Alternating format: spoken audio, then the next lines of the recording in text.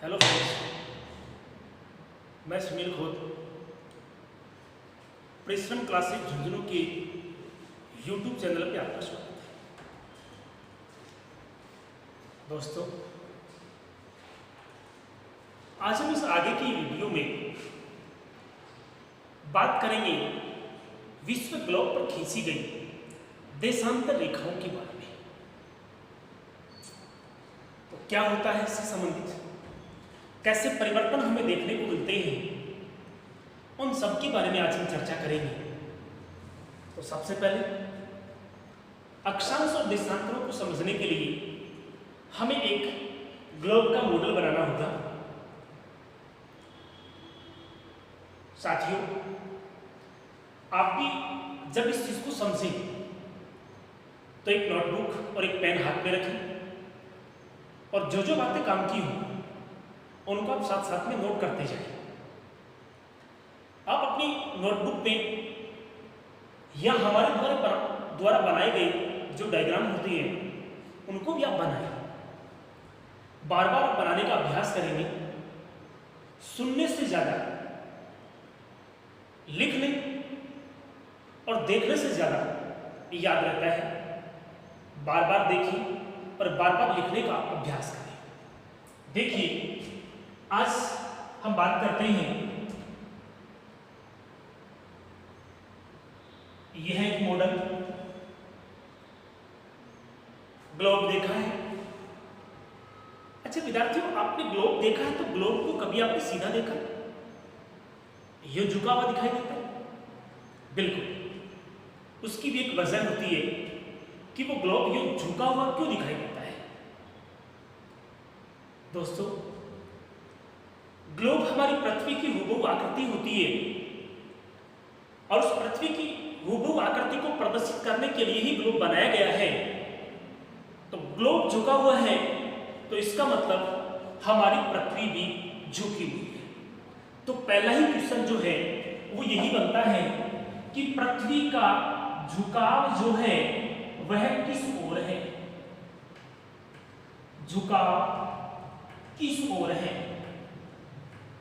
तो मित्रों ध्यान रखना, पृथ्वी का झुकाव पूरब की ओर है। किधर है? पूरब की ओर। अगला क्वेश्चन आता है कि यह झुकाव कितना है, कितने डिग्री है? तो यह झुकाव जो है वह कितनी डिग्री है? तो यह झुकाव 23 डिग्री 30 मिनट। 23 degree 30 minute. यह पृथ्वी किधर झुकी हुई है? तो वह पूरब की ओर झुकी हुई है। ध्यान रखिए, क्वेश्चन क्या पूछा जाएगा कि पृथ्वी कितने डिग्री अपने अक्ष पर झुकी हुई है। तो कितने डिग्री झुकी हुई है? यह 23 डिग्री 30 मिनट। और किधर झुकी हुई है? तो 23 डिग्री 30 मिनट पूरब की ओर झुकी हुई है।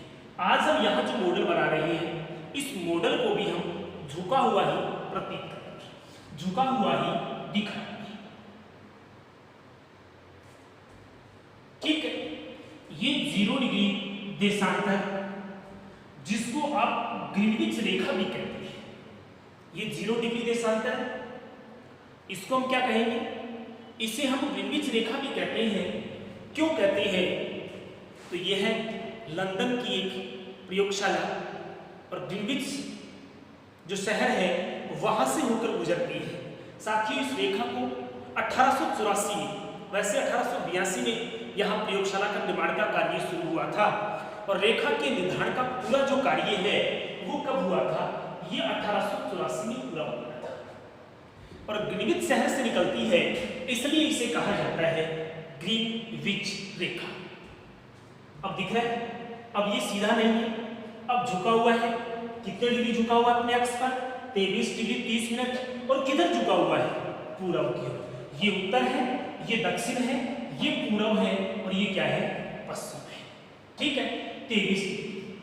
उसके बाद अगला क्वेश्चन आता है कि पृथ्वी का अपने अक्ष पर झुकाव तो 23.5 डिग्री है, लेकिन यह अपने अक्ष से कोण कितने डिग्री का बनाती है?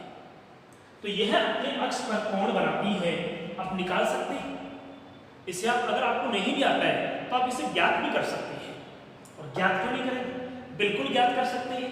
जैसे मैंने इससे पहले वाले मॉडल में मैंने ये बताया था कि एकदम सीधा ये 0 डिग्री, एक ही बात है, इसको मैंने झुका कर दिखाया है, इसे मैंने सीधा दिखाया है।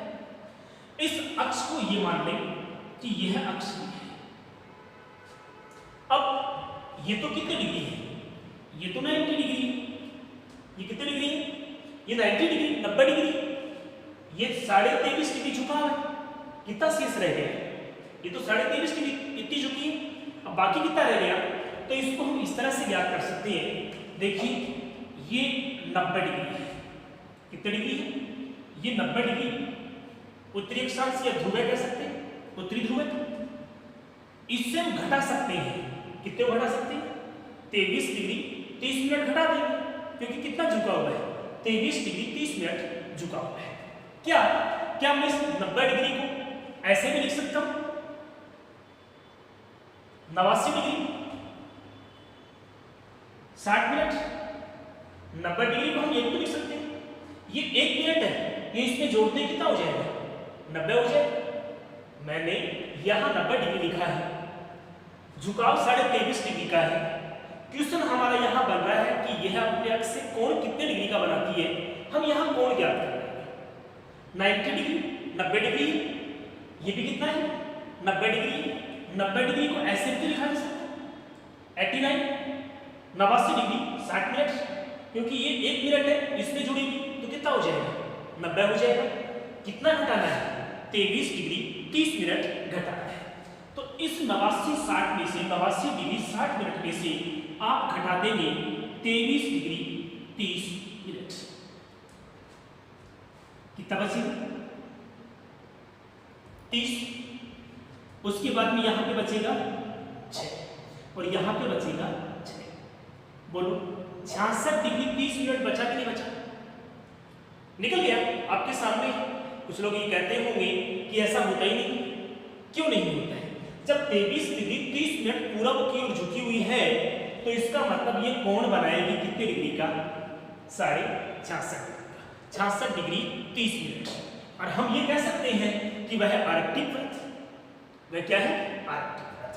तो ये झुकाव जो है, कोण जो है, यह कोण कितने डिग्री का बना, तो यह कोण कितने डिग्री का बनाती है, ये 66 डिग्री 30 मिनट का कोण बनाती है। ये अपने अक्ष से 66 डिग्री 30 मिनट का कोण बनाती है। समझ गए, झुकाव कितना है, 23 डिग्री 30 मिनट का है, यह अपने अक्ष से। समझ गए इस बात। चलो हम आगे बात करते हैं इससे संबंधित कि और क्या होगा। आपने मित्रों सुना होगा कि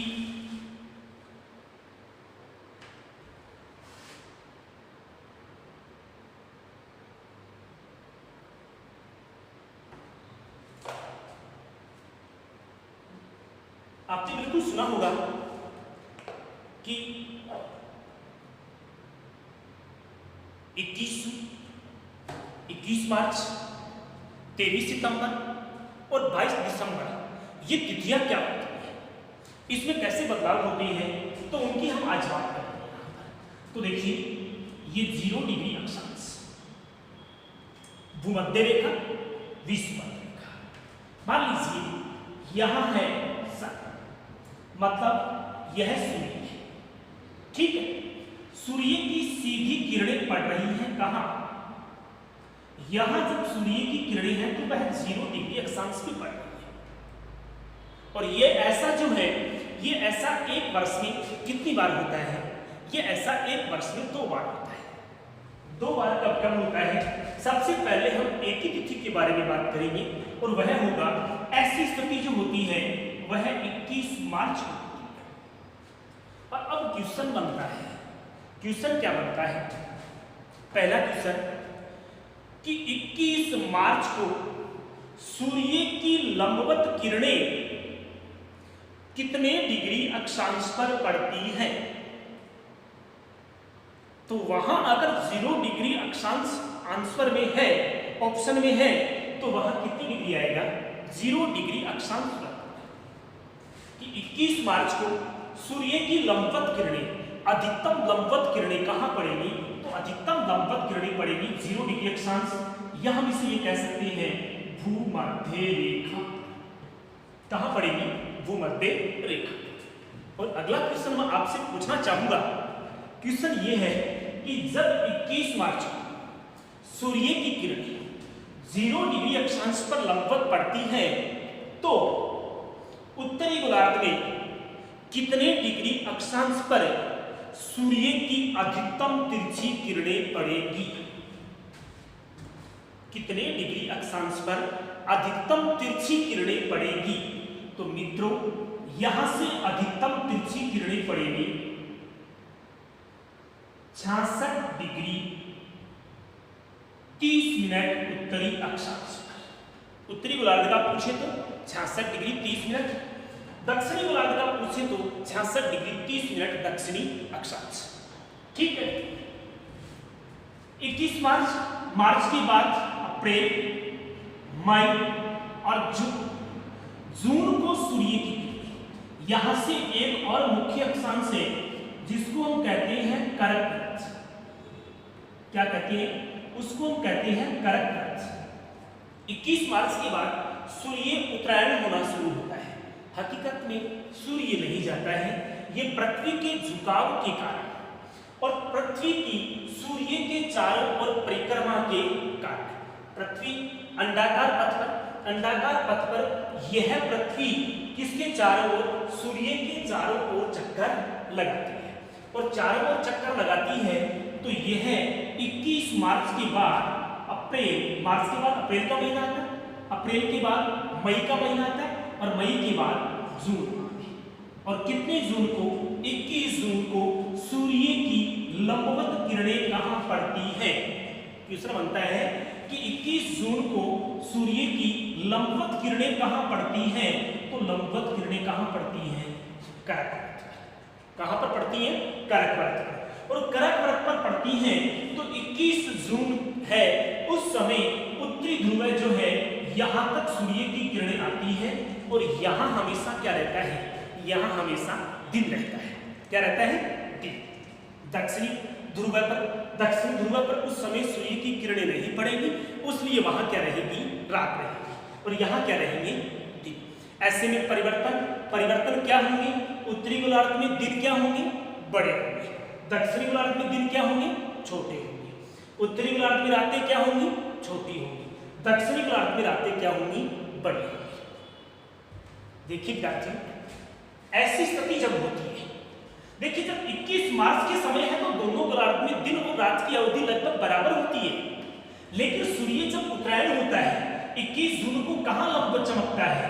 ये कर्क रेखा पर लंबवत चमकता है, तब उत्तरी गोलार्ध में दिन बड़े, रातें छोटी, और उसी समय दक्षिणी गोलार्ध में दिन छोटे और रातें क्या होती है? बड़ी होती है। जितना समय दोस्तों सूर्य को उत्तरायण होने में लगा है, मतलब कर्क रेखा पर जाने में लगा है, उतना ही समय उसे वापस आने में लगेगा। देखिए ये मार्च को गया था, ये अप्रैल था, ये मई था, और ये जून को पहुंचेगा। कब पहुंच गया? जून को। वापस जब आता है तो उसके बाद जुलाई, अगस्त, और वापस कहां आया? सितंबर में। कितने सितंबर को? यह 23 सितंबर को। कितने सितंबर को है? यह 23 सितंबर को सूर्य वापस कहां लंबवत चमकता है? तो 23 सितंबर को सूर्य वापस भूमध्य रेखा पर लंबवत चमकता है। कहां लंबवत चमकता है? भूमध्य रेखा पर यह लंबवत चमकता है। कब चमकता है? क्वेश्चन आ भी सकता है कि भूमध्य रेखा पर सूर्य की किरणें लंबवत कब पड़ती हैं? तो एक तो पड़ती है लंबवत कब? 23 सितंबर को, और एक कब पड़ती है? 21 मार्च को। क्वेश्चन पूछा जाए कि कर्क रेखा पर, कर्क वृत्त पर सूर्य की लंबवत किरणें कब पड़ती हैं? तो कब पड़ती हैं? 21 जून को पड़ती है। उसके बाद आगे हम बात करते हैं फ्रेंड्स, आगे क्या है? सितंबर, जितना समय इसे उत्तरी गोलार्ध में जाने को लगा है, उतना ही समय उसे किधर लगेगा? दक्षिणी गोलार्ध में आने को लगेगा। तो यहां तक कहानी सितंबर की हो गई। उसके बाद अक्टूबर, उसके बाद नवंबर, और उसके बाद दिसंबर को सूर्य की लंबवत किरणें कहां पड़ेंगी? तो दिसंबर, कितने दिसंबर को? 22 दिसंबर को। कितने दिसंबर को है? 22 दिसंबर को सूर्य की लंबवत किरणें जो है, यह लंबवत किरणें मकर व्रत पर पड़ती है। कहां पड़ती है? मकर व्रत पर पड़ती है। तो इस बात का भी आप ध्यान रखना कि मकर व्रत पर सूर्य की लंबवत किरणें कब पड़ती है, तो 22 दिसंबर को पड़ती है। इस बात का ध्यान रखना, जब सूर्य की किरणें मकर व्रत पर हो, लंबवत पड़ती हो, उस समय दक्षिणी गोलार्ध में दिन बड़े, रातें छोटी होती है, और उत्तरी गोलार्ध में इसी समय दिन क्या होंगे? छोटे, और रातें क्या होती है? बड़ी होती है। वापस जितना समय इसे आने में लगा है, उतना समय उसे वापस जाने में लगता है। लेकिन दोस्तों, आपसे मैं यहाँ पर एक क्वेश्चन पूछना चाहूंगा, और वह क्वेश्चन क्या होगा? एक बार ध्यान से सुने आप मेरी बात को। जब सूर्य की लंबवत किरणें मकर व्रत पर होती हैं, कब होती है? 22 दिसंबर को होती है। उस समय सूर्य की अधिकतम किरणें, अधिकतम तिरछी किरणें उत्तरी गोलार्ध में कहां तक पड़ेंगी? ये क्वेश्चन मैं आपसे कमेंट बॉक्स में इसका आंसर चाहूंगा। इसका आंसर मैं आपसे कमेंट बॉक्स में चाहूंगा। एक बार मेरा क्वेश्चन दोबारा सुन ले आप कि जब सूर्य की किरणें मकर व्रत पर लंबवत पड़ती हैं, मतलब कब पड़ती हैं? 22 दिसंबर को पड़ती है। यहां जब ये लंबवत पड़ रही हैं, तो इसी समय इस सूर्य की किरणें उत्तरी गोलार्ध में अधिकतम तिरछी कहां तक पड़ेंगी? उसके बाद में किरणें नहीं पड़ेंगी, वहां तक ही पड़ेंगी। वो कितने डिग्री अक्षांश व्रत तक पड़ेगी, उसका क्वेश्चन मैं मेरे वीडियो के कमेंट बॉक्स में उसका आंसर चाहूंगा। उसका आंसर मुझे आप दें। अगर आप मुझे पूछना चाहें तो कमेंट करें, और वहां मैं आपको जरूर उससे संबंधित आपको आंसर बताऊंगा। ठीक है? वीडियो आपको कैसा लगा कमेंट बॉक्स में मुझे बताएं। कोई कमी हो तो उसका मैं सुधार करूं, आप मुझे बताएं। इसे लाइक और शेयर जरूर करें, क्योंकि मैं पहले वीडियो में आपको बता चुका हूं कि आपका एक लाइक और एक शेयर जो है वो हमारे लिए ईंधन का काम करेगा। हम जितना आप हमें मोटिवेट करेंगे, हम उससे कई ज़्यादा अच्छा रिजल्ट आपको देंगे। Thank you. आपका दिन शुभ रहे।